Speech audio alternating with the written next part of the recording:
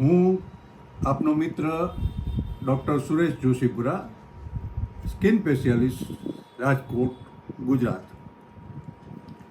આજે વર્લ્ડ અર્ટિકેરિયા એટલે કે આપણે ગુજરાતીમાં સીડસ કહેવાય એનો દિવસ છે.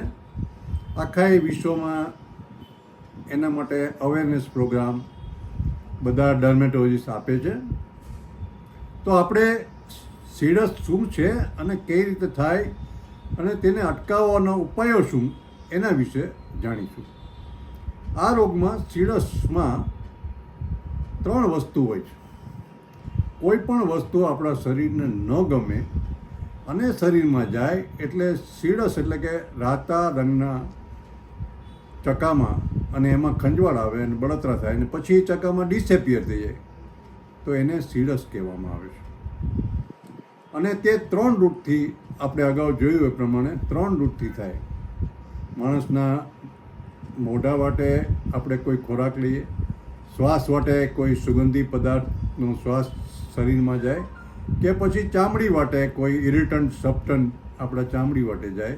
આ 3 રૂટથી આપણા શરીરને જે માફક ન આવે તે સીડસ રૂપે બહાર આવે.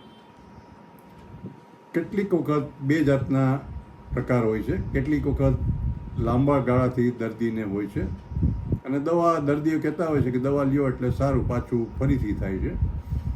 અને કેટલાક ઓચિંતાના જ કોઈ દવાની એલર્જી થાય કે એવું થાય તો ઓચિંતાના જ સીડસ માટે આવતા હોય છે અને એનો પ્રકાર ખૂબ જ જોરદાર હોય છે. એટલે આ રીતે પહેલાં સીડસનો પ્રકાર કયો છે, શેનાથી થયું છે, કોઈ ખોરાકથી થયું છે, કોઈ દવાની એલર્જીથી થયું છે, કે કોઈ સુગંધ એવી અત્તર કે સેન્ટ જેની એલર્જી થઈ હોય. એટલે બધાને થાય એવું જરૂર નથી, પણ જે વ્યક્તિની તાસીર એવી હોય, એલર્જી હોય, એ લોકોને ખાસ ધ્યાન રાખવું જોઈએ. આ પ્રકારની એલર્જીથી થતું હોય છે. એટલે try to avoid all the allergen by inhalant or by food or any other substance અને other way we have to be careful.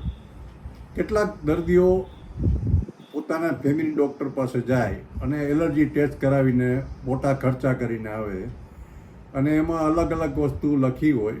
તો મારું એવું માનવું છે કે આ એલર્જી ટેસ્ટ છે એ ફક્ત 50% દર્દીઓમાં જ સાચો હોય છે. 50% દર્દીઓએ પોતે જ કાળજી રાખવી જોઈએ જેથી કરીને એમને તકલીફ ન પડે. એન્ટીહિસ્ટામિન નામનું દવાઓ આવે છે અને આ તકે મારે કહેવું છે કે બને ત્યાં સુધી સ્ટીરોઇડનો ઉપયોગ ન કરો અને એન્ટીહિસ્ટામિનથી જો મટતું હોય તો વધારે પ્રયત્ન કરવો જોઈએ. આભાર, ધન્યવાદ.